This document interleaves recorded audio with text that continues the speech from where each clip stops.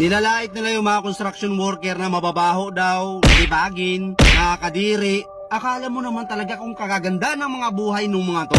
Ang lakas manlait ng kapwa. Anong masama sa pagiging construction worker? Construction worker ka man o anumang trabaho mo basta hindi ka nagnanakaw, marangal na trabaho yan.